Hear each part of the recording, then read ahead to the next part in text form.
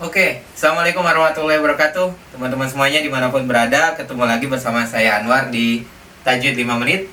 Terima kasih sudah menonton video ini. Mudah-mudahan video-video saya bermanfaat. Dan pada kesempatan kali ini saya akan mencoba membahas tentang bagaimana sih cara mendesain suatu jig untuk alat kerja gitu. Jig atau fixture ya, biasanya disebut fixture.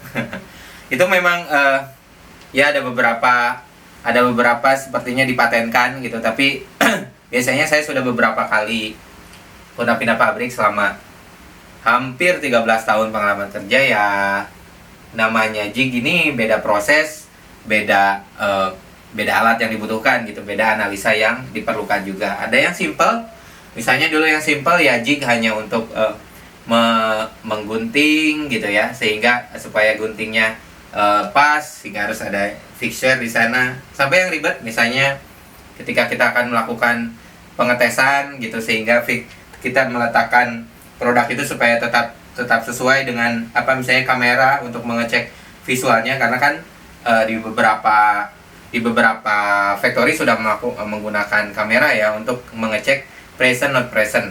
Kalau misalnya yang manual ya kita bisa melakukan visual check, misalnya ininya udah ada, skrunya ada 4, biasanya udah ada WI-nya atau SOP-nya mana saja harus dicek, sehingga kalau menjadi QC kita harus hafal ya ada berapa poin yang harus diperiksa. Misalnya di pemeriksaan ini ada standarnya sih, kira-kira berapa poin yang maksimal yang harus dicek. Tapi kalau misalnya banyak ya biasanya disediakan checklist gitu, checklist mana ini udah dicek gitu. Tapi ada yang udah diotomatisasi, yaitu menggunakan kamera, misalnya sensor kamera, jadi imaging sensor, sehingga si kamera ini bisa baca misalnya handphone ini bautnya udah benar atau belum, peletakan kameranya udah betul apa belum, ya cukup dilakukan coding lah, bisa programming, dibuatkan aplikasinya supaya di dalam si kamera ini bahkan semakin banyak, kalau sekarang udah ada machine learning lebih enak lagi ya.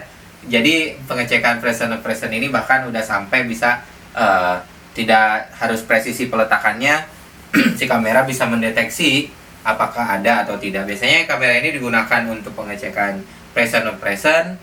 Nanti kalau tightening juga ada sensornya sendiri. Nah, untuk meletakkan produk, kembali kepada jig dan fixture ini, misalnya peletakan produknya ini harus presisi di sana ya, maka diletakkanlah jig ini. Atau jig ini biasanya digunakan untuk mesin CNC misalnya. Kalau supaya pemrograman mesin CNC-nya ini tepat, maka alat yang akan kita potong ini harus presisi peletakannya pada koordinat yang tepat gitu, sehingga nanti ketika jalan si komputernya itu, baik itu mesin CNC atau komputer stitching atau mesin jahit komputer, atau ya yang terkomputerisasi lah, misalnya milling atau komputerisasi, pancing, ataupun juga tergantung ada berapa, mungkin sekarang udah robotik juga gitu ya. Kalau misalnya udah ada udah XYZ 3 dimensi gitu koordinatnya, peletakannya itu harus presisi sehingga diperlukan jig.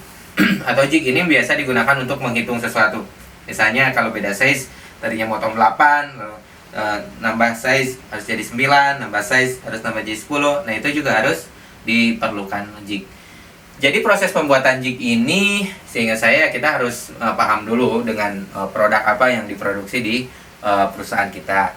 Lalu kita lakukan categorize, ada berapa variasi. Semakin sedikit ya itu semakin baik gitu. Jadi kalau high variasi ya harus sesuai mungkin gitu dengan variasi produk, baru dilakukan pengukuran, dan ya kita mulai membuat sendiri atau kita bisa melakukan pembelian juga.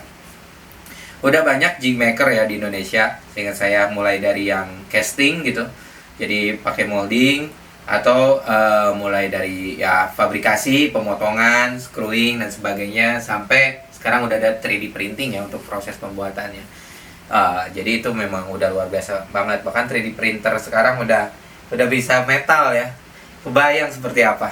Dicari di YouTube juga memang udah banyak banget. Jadi ya lakukanlah analisa. Biasanya saving yang dihitung dari sebuah jig itu ya kita bandingkan dengan proses sebelumnya. Jika proses sebelumnya tanpa jig, misalnya untuk penempatannya itu berapa lama, lalu setelah ada jig bisa disingkat jadi berapa lama, misalnya berapa detik atau berapa menit, atau Di compare juga dengan kualitas yang dihasilkan sehingga ketemulah cost awalnya berapa.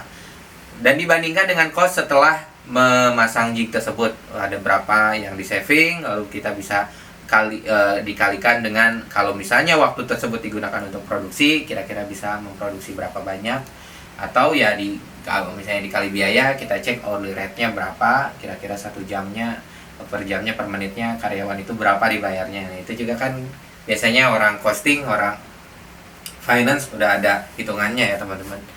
Itu mungkin tips untuk membuat jig ya. Yang pasti untuk membuat jig pengalamannya yang pertama di tantangannya itu di maintenance, karena kadang proses pembuatannya mudah tapi maintenance-nya atau proses pembuatannya itu sulit tapi maintenance-nya itu lebih sulit. Kadang ketika sudah rusak dibiarkan atau kurangnya ada kalibrasi gitu sehingga hasilnya terdapat variasi hasil.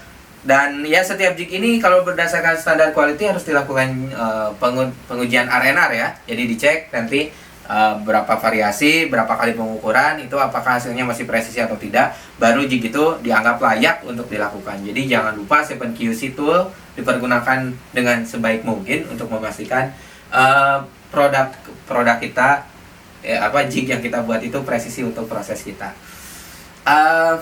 Menarik sih masalah industrial engineering seperti ini. Jadi teman-teman, ilmu-ilmu seperti tersebut, ilmu-ilmu tadi tersebut seperti bagaimana menggunakan 7QC tool untuk mengecek, memastikan bahwa jig yang kita buat itu valid gitu. Kedua ya bagaimana cara pengukuran, itu sekarang udah ada MSA juga standarnya.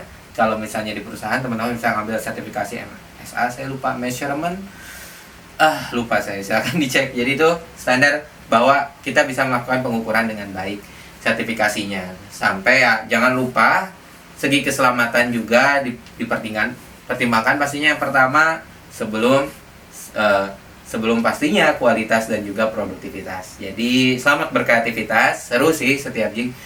Ya saya nggak tahu, saya selama pengalaman selama 12 tahun udah ratusan kali ya membuat jig ya. Kalau teman-teman udah biasa di pabrik misalnya sebagai posisi proses engineer atau sebagai mechanical engineer atau sebagai industrial engineer pasti udah biasa juga ya. Ya kalau dipatenkan sebenarnya pintar-pintar juga sih. Saya bahkan setiap bulannya itu kalau misalnya kita melakukan best practice sharing itu bisa sampai 5 bahkan 10 gitu jig yang dibuat gitu. Dan itu baru 1 bulan, ditambah kalau misalnya lead time-nya perusahaan tersebut semakin lama ya semakin banyak ya karya yang dibuat. Hanya kadang kan yang namanya produk itu tidak selalu konsisten ya. Kayak misalnya dulu kita masih pakai Honda Legenda, Honda kan bener, Honda Legenda gitu, terus atau Honda Kirana. Sekarang udah nggak ada ya, otomatis jig-jig yang digunakan pada saat memproduksinya sudah tidak bisa direlevan lagi nih. Misalnya karena sekarang udah ada motor Jupiter misalnya Yamaha ya, atau Honda apa bebeknya sekarang Suprafit atau Fit X misalnya gitu. Jadi yes, atau apalagi sekarang misalnya ganti model banget. Jadi ya ada yang tetap relevan, ada yang tidak. Selamat berkreativitas di tempat kerjanya masing-masing. Mudah-mudahan informasi ini bermanfaat dan selamat beraktivitas di mana pun Anda berada. Jika ada pertanyaan silahkan tulis di kolom komentar. Jika ada kesulitan bagaimana sih bikin jig gitu ya, atau ini saya ada masalah seperti ini nih, kira-kira jig seperti apa yang bisa jadi referensi, ya silahkan di chat. Mudah-mudahan kita bisa berdiskusi lebih banyak lagi. Terima kasih sudah menonton video ini. Wassalamualaikum warahmatullahi wabarakatuh.